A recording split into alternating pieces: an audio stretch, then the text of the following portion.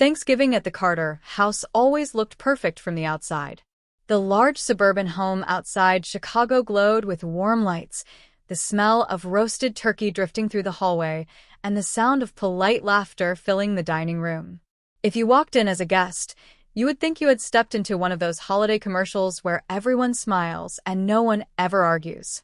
But I had been part of this family for 5 years, and I knew how carefully that illusion was maintained. I stood at the kitchen counter slicing the last tray of pumpkin pie while my mother-in-law, Linda Carter, inspected everything behind me like a general reviewing her troops. "Emily," she said without looking at me, "the cranberry sauce should be in the crystal bowl, not the ceramic one." Of course it should. The crystal bowl had belonged to Jake's grandmother, which meant it carried the sacred status of family tradition. The ceramic bowl apparently carried the status of my incompetence. Right. "Sorry," I said quietly, switching the bowls without argument. Linda nodded in silent approval, as if she had just corrected a child. That was our relationship in a sentence. I married Jake Carter 5 years ago, believing I was joining a warm, successful Midwestern family. Jake was charming, confident, and ambitious.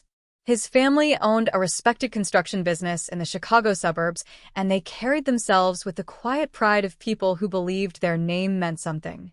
At first, I tried very hard to belong. I learned Linda's recipes. I hosted their holiday dinners. I helped organize family events. I even left a promising marketing job downtown, so I could help Jake manage some of the administrative work for his expanding projects. But with Linda, nothing was ever quite right. The napkins were folded wrong. The turkey was carved wrong. My tone was wrong. My career choices were wrong. My opinions were unnecessary. And Jake never defended me. He would simply sigh and say the same thing every time. "Mom just has high standards, Em. Don't take it personally." High standards. That was the polite phrase. The real word was control. By the time the rest of the family arrived that evening, the dining room table looked like something out of a magazine spread. Silverware aligned perfectly. Candles glowing. 10 chairs filled with relatives who had grown up inside the Carter family orbit. Jake sat at the head of the table beside his mother. I sat halfway down the side. Exactly where I always sat. Linda believed seating arrangements reflected hierarchy. She never said that out loud, but the pattern never changed. Across from me sat Olivia, Jake's younger sister, laughing loudly while her husband Ryan poured wine into everyone's glasses. Ryan was always charming at family gatherings. Too charming sometimes. But no one ever questioned him. Linda raised her glass. "To family," she announced proudly. Everyone echoed the toast. "To family." I lifted my glass like everyone else. But I had learned something during 5 years inside this house. The Carter family loved appearances more than truth. And the more perfect the dinner looked on the surface, the more carefully everyone avoided what was happening underneath. Jake leaned toward me and whispered quietly, "Just relax tonight, okay? Mom's already stressed about the holidays." I forced a polite smile. "I'm relaxed." He nodded, satisfied with that answer. The conversation around the table continued easily. Business updates, neighborhood gossip, holiday plans. The kind of talk that made outsiders believe this was a close, supportive family. But if you watched carefully, you could see the small cracks. The quick glances. The tight smiles. The subtle tension that always appeared when Linda's voice entered the conversation. Halfway through dinner, she turned to me suddenly. "Emily," she said sweetly, "why don't you tell everyone what you've been doing lately?" The table went quiet. It was the kind of question that sounded polite but carried a hidden edge. Because Linda knew exactly what I had been doing lately. Very little. At least that's what everyone believed. I placed my fork down calmly. "Oh, just helping Jake with some of the company paperwork," I said lightly. Linda smiled. A thin smile. "Well," she said, "it's nice that you keep yourself busy." A few relatives chuckled politely. No one noticed the small look Jake gave his mother. Or maybe they did. And chose not to. Because that was the real Carter family tradition. Silence. And maintaining the illusion. I took a slow sip of wine and looked around the table at the faces smiling under the soft dining room lights. 5 years of trying to belong. 5 years of quiet patience. 5 years of pretending everything was normal. And as the Thanksgiving dinner continued around me, I had no idea that before the night was over, this perfect family illusion was about to shatter in front of everyone. And strangely, I would be the calmest person in the room. Dinner should have ended peacefully. The turkey was finished, the plates were half empty, and Linda had already begun describing her proper method for storing leftovers as if it were a lecture at a culinary school. Everyone nodded politely. I stood from the table to start collecting dishes. 5 years in this house had trained me well. I didn't even need to be asked anymore. Olivia was laughing about something Ryan had said when my phone, resting beside my plate, vibrated softly. Just once. A small notification. I barely glanced at it. But Jake did. His eyes dropped instantly to the screen before I could even pick it up. The message preview lit up the table. David, happy Thanksgiving, Emily. Hope you're surviving the family dinner. It was harmless. David worked with me at the small marketing firm where I had recently started consulting again. We had exchanged a few casual messages earlier that week about a campaign deadline. Nothing secret. Nothing inappropriate. Just a coworker sending a holiday greeting. But Jake's entire expression changed. Who's David? He asked suddenly. His voice wasn't loud, but it cut through the table conversation like a knife. Everyone stopped talking. I looked up calmly. Oh, just someone from work, I said. Jake picked up my phone before I could reach for it. That alone made my stomach tighten. Not because I had anything to hide, but because I knew Jake. And I knew the way suspicion spread inside this family. He stared at the screen for a few seconds. Then his jaw tightened. Hope you're surviving the family dinner? He repeated slowly. The room had gone completely silent now. Linda watched carefully from the head of the table. Jake, I said quietly, it's just a coworker. But he wasn't listening anymore. He unlocked my phone. Right there. At the dinner table. Jake, I said again. Firmer this time. But he had already opened the message thread. There were only a handful of texts, work questions, scheduling notes, and the short Thanksgiving greeting.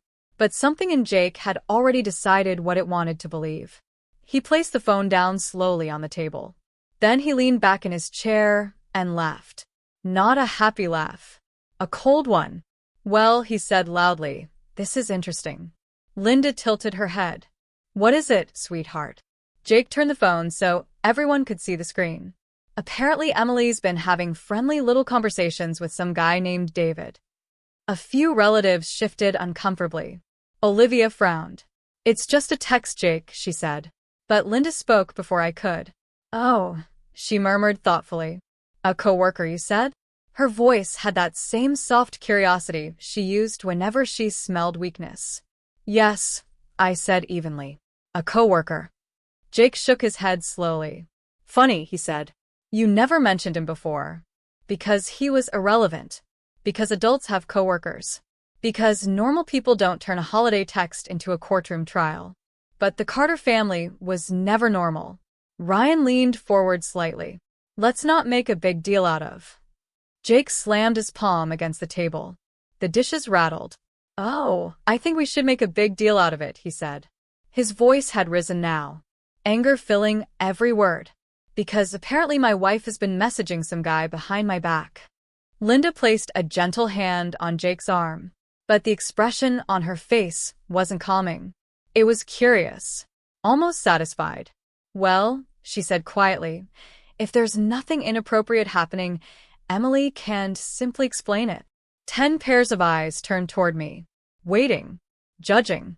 The entire room suddenly felt like a courtroom. I looked at the phone still glowing on the table. Then I looked back at Jake. His face was red with anger now. And for the first time that evening I noticed something strange. He wasn't confused. He wasn't hurt. He looked certain, as if he had already decided the verdict. Jake, I said slowly, it's a holiday message. But he leaned forward across the table, his voice sharp enough to cut glass. Then, why does it sound like he knows you well enough to joke about my family? The silence that followed felt heavy. Linda's eyes moved from Jake to me. Then she folded her hands calmly. "Well," she said softly to the room, "I suppose we're about to hear the truth." And suddenly I understood something. This wasn't just suspicion. This was going to become a spectacle. The air in the dining room changed. A moment ago it had been a family dinner. Now it felt like a trial. Jake leaned back in his chair, arms crossed, staring at me as if he were waiting for me to crack under pressure. His confidence filled the room like a heavy fog. I noticed something else too. No one stopped him. Not Olivia. Not Ryan. And certainly not Linda. In fact, Linda looked almost pleased. "Emily," she said gently, her voice smooth and controlled, "Jake is only asking for honesty." Honesty. The word hung in the air like an accusation. I folded my hands calmly in front of me. "There's nothing to explain," I said. "David works at the marketing firm. We've been working on a campaign together." Jake scoffed. "A campaign?" He picked up my phone again and waved it slightly. "So, this guy just randomly thinks about you on Thanksgiving night? It's a holiday greeting." But Jake wasn't interested in reason. His voice grew louder. "You expect everyone here to believe that?" Linda sighed softly, shaking her head in disappointment. "You know, Emily," she said, "trust is very important in a marriage." The way she said it made it sound like I had already broken it. A murmur passed through a few relatives at the table. Olivia shifted uncomfortably in her chair. "Jake," she said cautiously, "maybe we should just—" "No," Jake snapped. His eyes were still locked on me. "No. If something is going on, we deal with it now." He pushed his chair back and stood up. The legs scraped loudly against the hardwood floor. 5 years. 5 years of quietly tolerating Linda's comments, Jake's indifference, and the subtle hierarchy of this family. But I had never seen him like this. Furious. Certain. Performing for an audience. "Go ahead," Jake said, gesturing toward me. "Tell everyone the truth." "The truth is exactly what I told you." He laughed again. That same cold laugh. "You really expect us to believe that?" Linda folded her napkin slowly and placed it beside her plate. "Emily," she said softly, "this family values loyalty." The way she said this family made it very clear who she believed did not belong. Jake stepped closer to the table. "You know what I think," he said. No one answered. "I think you've been sneaking around behind my back." My stomach tightened, but I kept my expression calm. "That's ridiculous." "Then prove it." The room held its breath. Ryan looked like he wanted to say something, but stayed silent. Linda watched everything with sharp, calculating eyes. Jake suddenly turned and walked toward the antique cabinet near the wall.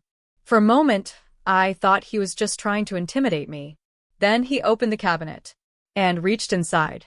When he turned back toward the table, he was holding something long and dark. A wooden cane. Old. Polished from decades of use. I recognized it immediately. Jake's grandfather's cane. A so-called family heirloom that Linda loved to talk about during holidays. She used to describe it proudly as something his grandfather used to discipline boys who forgot their place. Jake held it in one hand like it meant something, like it gave him authority. The entire table went still. Even Olivia looked shocked now. "Jake," she said quietly, "that's not funny." He ignored her. His eyes stayed on me. "You know what my grandfather believed?" Jake said slowly. No one answered. "That when someone in the family lied," he continued, lightly tapping the cane against the floor, "they needed a reminder to tell the truth." A few relatives shifted uncomfortably. Linda did not. She watched me carefully, almost as if she were waiting for me to panic, for me to break down, for me to cry. Jake pointed the cane slightly toward me. "So, let's try this one more time," he said. "Confess." The word echoed in the quiet dining room, but instead of fear, I felt something else. Clarity. Because Jake had just made a mistake. A very big one. I slowly pushed my chair back and stood up. Everyone watched, waiting for tears, for excuses, for panic. Instead, I walked calmly toward the living room wall where my laptop bag rested beside the couch. Jake frowned. "What are you doing?" I didn't answer. I simply opened the bag and took out my laptop. Linda's eyes narrowed slightly. The first hint of uncertainty crossed her face. I carried the laptop to the coffee table. Then I reached for the HDMI cable connected to the living room projector Jake used for football games. Jake laughed again. "You think this is funny?" I connected the cable. The projector hummed to life. The blank white screen lit up on the wall.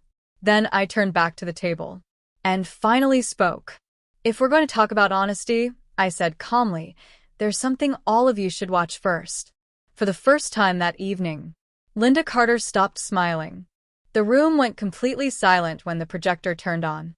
A soft white light filled the living room wall, washing over the family photos and framed awards Linda loved displaying for visitors. For a moment, no one moved. Jake still stood beside the dining table, gripping his grandfather's cane like it was some symbol of authority. But the moment had shifted. The control he thought he had over the room slipped. "What exactly do you think you're doing?" he asked. His voice was still loud, but something inside it had changed. Uncertainty. I ignored the question and opened my laptop. The screen mirrored onto the projector instantly. Folders appeared on the wall. Simple. Organized. Months of files.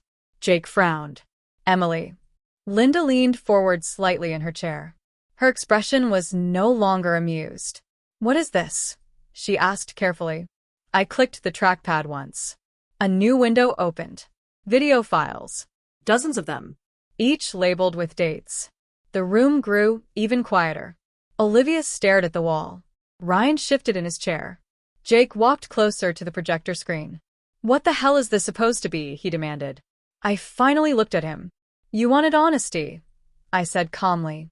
My voice sounded steady, almost detached. "So before we talk about my coworker sending a Thanksgiving message, I think we should watch something together." Jake laughed again, but the sound was forced. "You think this is some kind of joke?" No.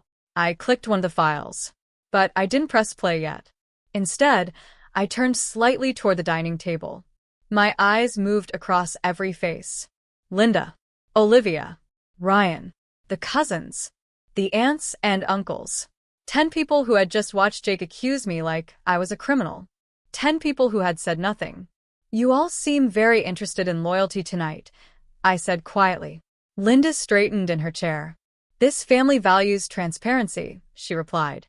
Her voice was sharp now. Good. That meant she was nervous. Jake pointed the cane toward the laptop. "You're stalling."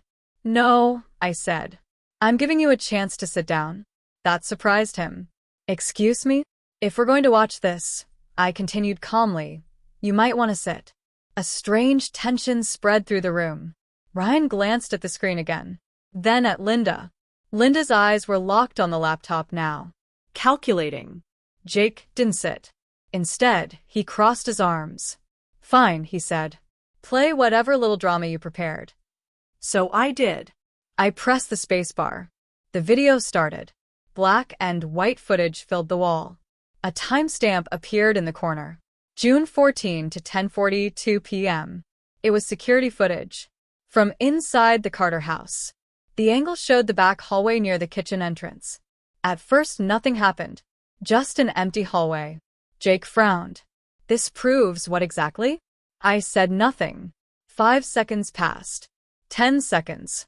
Then, a door slowly opened. Someone stepped inside. Olivia leaned forward slightly. "That's the back entrance," she murmured. Yes, it was. And the person who entered the house looked very familiar. Linda Carter. She walked carefully through the hallway, looking behind her before closing the door. The room went still again. Jake frowned. "What is this supposed to show?" Linda's eyes narrowed. "Emily," she said sharply, "why are you showing private security footage of my house?" I didn't answer. The video continued. Linda walked deeper into the hallway. Then she stopped and waited for someone. A few seconds later, the back door opened again. Another person stepped inside. Ryan, Olivia's husband. The moment his face appeared on the screen, the room stopped breathing. Olivia blinked in confusion. Ryan, she whispered. On the video, Ryan closed the door quietly behind him. Then he walked toward Linda. Jake turned slowly toward the screen again. His confidence had completely vanished now. What the hell, he muttered. On the wall, the two figures stood only a few feet apart. Too close. Too familiar. Linda said something that the silent camera couldn't capture. Ryan laughed softly. Then, he reached for her and pulled her into a kiss. A long one, right there. In the Carter family hallway. Behind Olivia's back. Behind the entire family. The dining room exploded with gasps. Olivia shot to her feet. What? Ryan stumbled backward in his chair. That's not. Linda stood up instantly. Turn that off. Her voice cracked. For the first time in 5 years. Linda Carter looked afraid. But I didn't stop the video. Because the footage was just beginning. No, Linda snapped. Turn that off right now. Her voice was sharp enough to cut through the room. But I didn't move. The video kept playing. On the wall, Ryan was still holding Linda by the waist. His hand rested on her lower back with a familiarity that no one in that room could mistake. Olivia stared at the screen as if her brain refused to process what she was seeing. That's not real, she whispered. Ryan stood abruptly. It's taken out of context, he said quickly. But the footage answered him before anyone else could. Linda leaned toward him again and kissed him. Longer this time. Slower. There was no confusion in it. No hesitation. Just months of practiced secrecy finally exposed under bright projector light. The room erupted. What the hell is this? Olivia screamed. Ryan turned pale. It's not what it looks like. Not what it looks like? She shouted. You're kissing my mother. Linda rushed toward the coffee table where my laptop sat. Stop this nonsense, she barked. But before she could reach it, Jake stepped in front of her. He wasn't protecting me. He was frozen, staring at the screen like someone who had just watched reality split in half. On the wall, the footage continued. Ryan and Linda moved deeper into the hallway, speaking quietly to each other. Then Ryan laughed again. He touched her face. A gesture so intimate that even the relatives sitting at the table shifted uncomfortably. Olivia's voice cracked. How long? No one answered. She turned toward Ryan. How long, Ryan? He opened his mouth. Closed it again. Linda tried to regain control. This is ridiculous, she said sharply. Emily has clearly manipulated. I clicked the trackpad again. Another video opened. August 2 to 11:13 p.m. The same hallway. The same back door. Ryan entering. Linda already waiting. This time they didn't even pretend to keep distance. The room watched in stunned silence as the two of them disappeared together toward the guest bedroom. Olivia staggered back against the dining table. Oh my God. Ryan ran a hand through his hair. Olivia, listen to me. Don't you dare say my name right now, she screamed. Jake finally found his voice. He turned slowly toward Linda. Mom. The words sounded broken. Linda's composure cracked for a fraction of a second. Just a fraction. Then she straightened her shoulders. This is an invasion of privacy, she said coldly. Her eyes moved toward me, like knives. You installed cameras in my home. I met her gaze calmly. You invited me to live here for 3 months during the kitchen renovation, I reminded her. The memory surfaced instantly for everyone. Last year, when Jake insisted we temporarily move into the Carter house while contractors worked on our place. 3 months under Linda's roof. 3 months of constant criticism. 3 months where she believed she controlled everything. But she forgot one thing. I worked in marketing technology. And I understood smart home systems very well. Ryan looked at the screen again. More files waited in the folder. Dozens. His face drained of color. Emily, he said quietly, you need to shut that down. I shook my head. You wanted honesty tonight. The relatives around the table were whispering now. Shock spreading through the room like wildfire. Olivia's breathing grew heavier. You, and my mother, she said slowly to Ryan. Neither of them answered. Because the evidence was still glowing on the wall behind them. Linda suddenly lunged toward the laptop again. But this time I closed the screen halfway before her hand could reach the keyboard. The projector froze on the final frame. Ryan standing in the hallway. Linda touching his face. A moment of betrayal captured forever. Linda's voice dropped to a dangerous whisper. You think you've won something tonight? I looked at her calmly. No. Then I glanced around the silent room. I think the truth just started. Because what no one at that table understood yet was that those videos were only the beginning. For a moment after the video froze on the wall, no one spoke. The entire Carter family sat in stunned silence, staring at the image that had just shattered their perfect Thanksgiving dinner. Ryan. Linda. Too close. Too familiar. Too guilty. Olivia was the first one to move. She stepped forward slowly, like someone walking through a nightmare they still hoped to wake up from. Ryan, she said. Her voice was low now. Dangerously calm. Ryan swallowed hard. Olivia, I can explain. That sentence made several relatives groan under their breath. Explain. There was no explanation for what everyone had just seen. Olivia pointed at the frozen image on the wall. You kissed my mother. Ryan shook his head quickly. It wasn't. Don't, she snapped. The single word stopped him instantly. Linda stepped forward, trying to regain control of the room. This is exactly why family matters should never be turned into public spectacles, she said sharply. Public spectacle. The irony of that statement hung heavy in the air. Jake slowly turned toward her. Mom, he said again. But his voice had lost all authority. All the anger he had directed at me earlier was gone. Now he looked confused. Lost. Linda noticed, and immediately shifted her strategy. This footage proves nothing, she said firmly. It could be misinterpreted. Misinterpreted. Olivia's voice cracked. You're kissing my husband. Linda's eyes flashed. Lower your voice. That command, so familiar in this family, only made Olivia angrier. For how long? She demanded. Ryan backed away slightly. Olivia. How long? No answer came, which was answer enough. The relatives around the table began whispering openly now. Aunt Karen covered her mouth. One of the cousins muttered, Jesus. Jake ran a hand through his hair, pacing slowly near the table. This is insane. I watched him quietly. A few minutes earlier, he had been ready to punish me in front of everyone. Now the ground under his feet had disappeared. Ryan suddenly stepped forward. Look, this footage doesn't show the full story. Then tell it. Olivia snapped. He hesitated. Linda stepped in quickly. This conversation ends now, she said. Her voice carried the authority she had used for decades to control this family. Normally, everyone obeyed it. But tonight was different. Olivia laughed bitterly. You think you can just shut this down? Linda's jaw tightened. We will discuss this privately. No, Olivia said. Her eyes were red now. No more secrets. Ryan looked desperately around the room, as if searching for support. He found none. Jake stopped pacing and turned toward him. You slept with my mother? He asked quietly. Ryan froze. Linda answered before he could. This is ridiculous speculation.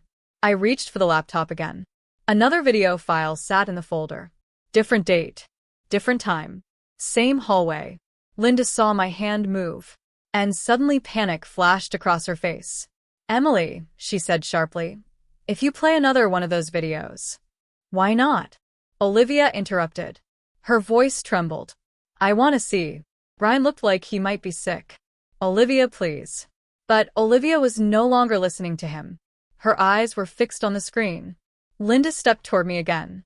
You have no right to humiliate this family. I met her gaze calmly. You already did that yourselves. Jake turned toward me. When did you find this? He asked. The anger in his voice was gone. Now there was something else. Fear. I closed the laptop halfway and leaned back against the coffee table. About a year ago, I said. The room went still again. Linda's eyes widened slightly. Ryan whispered under his breath. A year? Olivia looked between them slowly. Then back at me. You knew for a year? She asked. Yes. The word landed like a stone in water. Heavy. Deep. Jake stared at me. A year, and you said nothing? I nodded calmly. That's right. Ryan rubbed his face nervously. Linda's voice turned cold again. You've been spying on this family. No, I corrected quietly. I've been paying attention. And as the room struggled to process everything, I realized something strange. For the first time in 5 years inside the Carter family, I wasn't the person under attack anymore. Jake stared at me like he was seeing a stranger. A year, he repeated slowly. Yes. The room was still buzzing with whispers, but now every pair of eyes had shifted back to me. Ryan looked like he wanted to disappear. Linda looked like she wanted to burn the entire house down.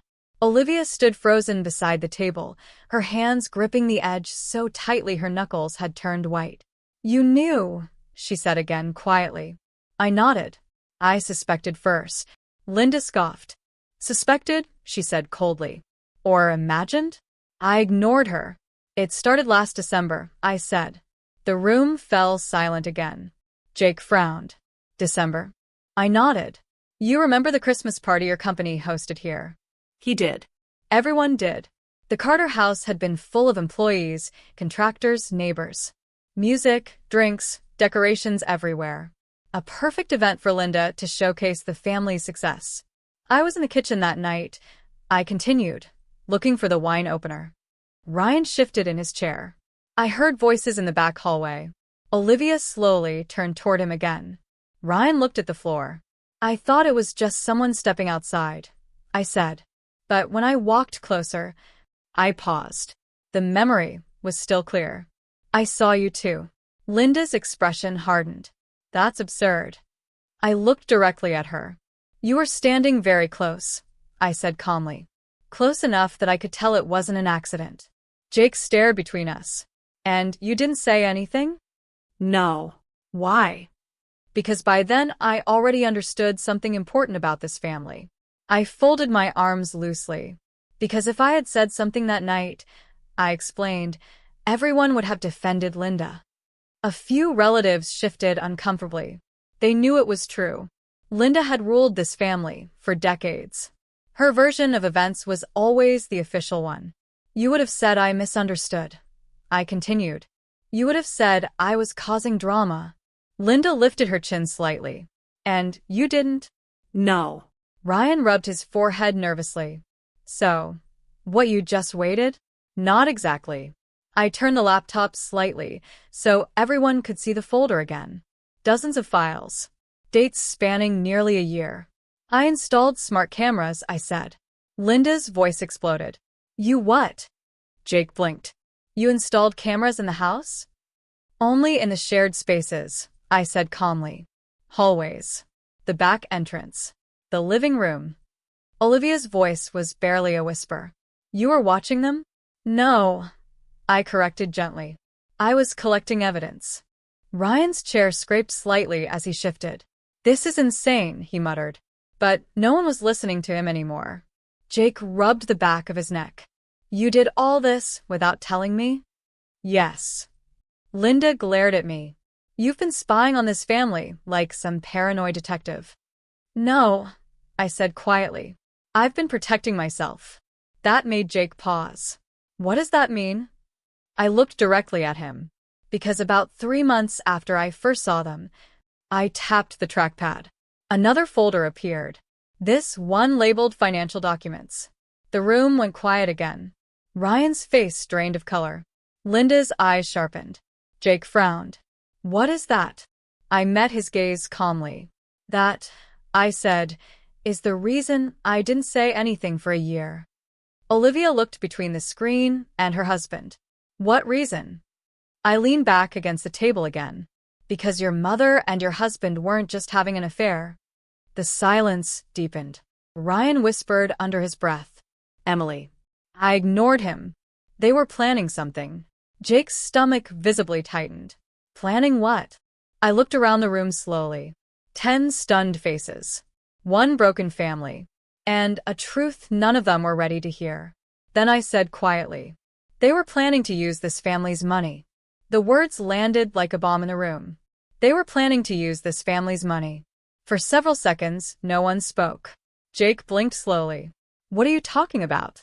Olivia looked between Ryan and Linda with growing horror. Ryan, what is she talking about? Ryan's lips parted slightly, but no sound came out. Linda stepped forward sharply. This is ridiculous, she snapped.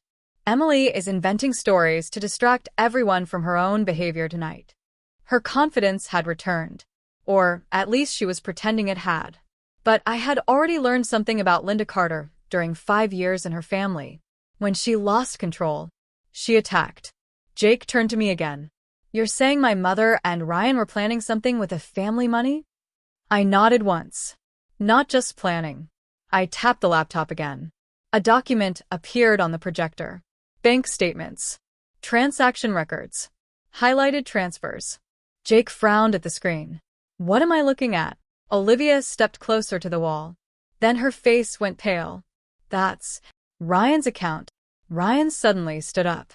Okay, this has gone far enough. His voice was tense now. Emily has clearly been digging through things that are none of her business. But Olivia wasn't listening to him. Her finger pointed at the screen. Why are there transfers from Mom's account to yours? The room froze again. Linda's voice cut through the silence. Those are business matters. Jake looked confused. What business? Linda hesitated. And in this family, hesitation meant weakness. I spoke before she could recover. Private transfers, I said calmly. Over 8 months. Jake stared at the screen. 30,000, 40,000. His eyes widened. 60,000? Olivia slowly turned toward Ryan. You told me your consulting project was paying those bonuses. Ryan didn't answer, because there was no explanation left. Linda stepped forward again, voice icy. This is still family business, and it will be handled privately. The old authority returned her tone. For a moment it almost worked. Almost. Then the oldest relative at the table cleared his throat. Uncle George, the quiet elder of the Carter family. He rarely spoke during arguments, but when he did, everyone listened. This has already gone too far, he said calmly. All eyes turned to him. George folded his hands on the table. Emily, he continued, you've made your point. Linda nodded quickly. Yes, exactly. George raised a hand slightly. I'm not finished. The room stayed silent. George looked around slowly at the broken family dinner. This kind of scandal, he said carefully, can destroy a family's reputation. Linda exhaled in relief. Yes, exactly. So the sensible thing, George continued, is to handle it quietly. Olivia stared at him. Quietly. Yes. George nodded slowly. Families survive these things by keeping them inside the family. Ryan visibly relaxed. Linda straightened her shoulders again. Jake looked exhausted. It's already ugly enough, George continued. Let's not make it worse. Then he looked directly at me. Emily, he said gently, you're part of this family too. That sentence might have meant something 5 years ago. Tonight, it meant nothing. I closed the laptop slowly. The projector screen went dark. Then I picked up my bag. Jake frowned. Where are you going? I looked at him. Calm. Clear. I'm leaving. The word echoed in the quiet room. Linda's voice snapped immediately. You're not walking out after causing this disaster. But I was already slipping my laptop back into the bag. Jake stepped toward me. Emily, wait. No. The room watched us. This family can work through this, Jake said weakly. I studied his face. For the first time that night, I saw the truth clearly. Jake Carter had spent his entire life protecting his mother's world. Even now, even after everything. Jake, I said quietly, you accused me of cheating in front of everyone. He didn't answer. You held a cane like you were ready to punish me. Still silence. And when the truth came out, I gestured toward the dark projector screen. You're still trying to protect this house. Jake looked down. I adjusted the strap on my bag. I won't spend another year in this family. Linda scoffed. You're being dramatic. I met her eyes one last time. No, I said calmly. I'm finally being honest. Then I turned toward the front door. Behind me, the Carter family sat surrounded by the ruins of their perfect Thanksgiving dinner. As I reached the door, Jake's voice followed me. Emily. I paused for a second, but I didn't turn around. I'm filing for divorce, I said. And then I walked out of the house. For the first time in 5 years, I felt completely free. I expected my phone to start ringing the moment I left the Carter house. It didn't. The night air outside felt cold and quiet compared to the chaos I had just walked away from. I sat in my car for a moment, staring at the steering wheel, letting the silence settle. 5 years. 5 years of trying to earn a place in that family. And it had taken one Thanksgiving dinner for the entire illusion to collapse. I drove to a small hotel 20 minutes away and checked in without thinking too much about it. I knew one thing clearly. I was not going back to that house. Not tonight. Maybe not ever. Jake called the next morning. I let it ring. Then he called again. And again. When I finally answered, his voice sounded nothing like the confident man who had stood at the dining table with his grandfather's cane. Emily, please just talk to me. I leaned against the hotel window. What do you want to talk about? There was a long pause. Last night got out of control. Out of control. That was one way to describe it. You accused me of cheating in front of your entire family, I said calmly. I know. You threatened to punish me. I wasn't going to actually. Jake. My voice stopped him. None of that matters anymore. Silence filled the line again. Finally, he asked the question he had clearly been avoiding. Are you serious about the divorce? Yes. Another long pause. I can fix this, he said quietly. No, I replied. You can't. Because what broke that night wasn't just trust. It was clarity. For the first time in 5 years, I had seen the Carter family exactly as they were. And I refused to build a life inside that system again. The scandal spread faster than anyone expected. The Carter family had always been deeply connected in the Chicago suburbs, business partners, charity boards, neighborhood associations. Their name carried weight, which meant the story traveled quickly. Very quickly. Within a week, people were whispering about the Thanksgiving disaster. At first it was rumors. Then Olivia moved out of her house. 2 days later, she filed for divorce from Ryan. That confirmed everything. Ryan tried to deny the affair publicly, but the moment Olivia's lawyer obtained the security footage during the divorce process, the denial collapsed. No one in their social circle could ignore the truth anymore. A married man. An affair with his mother-in-law. Nearly a year of secret meetings inside the Carter home. It became the kind of scandal people talked about in quiet voices at country clubs and neighborhood parties. Linda handled it the worst. For decades, she had controlled her reputation carefully. Charity galas, church committees, community events. Now invitations stopped coming. People were polite to her in public. But distance appeared. The same women who once admired her suddenly avoided sitting at her table during events. Social isolation works slowly. But it works. Ryan lost even more. The consulting firm he worked for quietly terminated his contract once the scandal became public. No company wanted their name attached to the story. His marriage collapsed. His reputation collapsed. And the Carter family business began to feel the pressure too. Clients hate scandal. Jake tried to hold everything together. He called me several more times during those first weeks. Each conversation followed the same pattern. Regret. Confusion. Promises to change. But one truth never changed. Jake still defended his mother. Even after everything. Families go through difficult moments, he said during our last call. That sentence told me everything I needed to know. Because for Jake, the scandal was just a moment. For me, it was the final proof that I had spent 5 years in the wrong life. 3 months after Thanksgiving, the divorce papers were finalized. Jake signed them without a fight.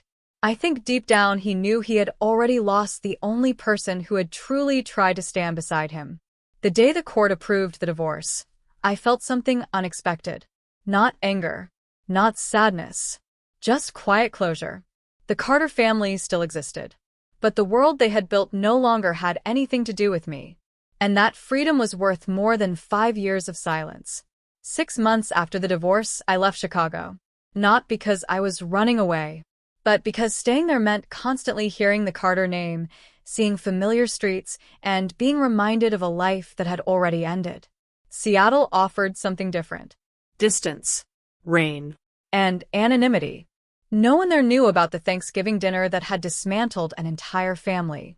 No one knew about Linda Carter. Or Jake. Or the quiet years I had spent trying to belong somewhere that never truly wanted me. I rented a small apartment overlooking Lake Union and started over. My background in marketing technology made the transition easier than I expected. Seattle was full of media startups and digital agencies looking for people who understood analytics, branding, and storytelling. Within 3 months, I landed a position at a growing media company. The work was intense, fast-paced, creative. For the first time in years, my decisions weren't filtered through someone else's approval. No mother-in-law correcting my choices. No husband asking me to just keep the peace. Just my work, my ideas, my life. And slowly something else returned too. Confidence. The first year passed quickly. Sometimes I heard small updates about the Carter family through mutual acquaintances. Olivia moved to another state. Ryan eventually left Chicago entirely after his reputation became impossible to repair. Linda rarely appeared at social events anymore. And Jake kept running the construction business. But several clients quietly moved their contracts elsewhere. Not because of legal trouble, just reputation. Scandal lingers. Even when people pretend to forget it, I never celebrated their downfall. That wasn't the point. The truth was simpler. They had built a system that depended on silence. The moment someone stopped playing along, the structure collapsed under its own weight. About 2 years after I moved to Seattle, something unexpected happened. I met someone. His name was Daniel. He worked in media production and had the calm confidence of someone who had already lived through his own share of complicated experiences. Our first conversation happened during a project meeting. The second one lasted 2 hours over coffee. What surprised me most was how easy everything felt. No tension. No hidden expectations. No performance. Just honesty. For a long time I kept my past mostly private. But one evening, while we were walking along the waterfront, he asked a simple question. Why did you move here? So I told him. Not every detail, but enough. When I finished, he was quiet for a moment. Then he smiled slightly. You know, he said, most people would have stayed quiet just to avoid the drama. Maybe, I said. But I couldn't live like that anymore. He nodded. Good. That single word meant more than any speech. Because for the first time since everything happened, someone understood the real point of that Thanksgiving night. It wasn't revenge. It wasn't humiliation. It was dignity. Standing up once. Clearly. And refusing to accept a life built on someone else's rules. A few years later, my career had grown more than I ever expected. The media company expanded quickly, and I eventually became one of the directors overseeing several large projects. The quiet woman who once tried to earn approval at the Carter dinner table Was gone. Sometimes, on quiet evenings in Seattle, I still think about that Thanksgiving night. The moment Jake lifted his grandfather's cane. The moment Linda demanded silence. The moment the projector lit up the wall. Everything changed in those few minutes. Not because I destroyed anyone, but because I stopped protecting their lies. And in the end, that decision didn't ruin my life. It gave me a better one. Because the truth is simple. I didn't destroy the Carter family. They destroyed themselves. All I did was finally stop pretending they hadn't.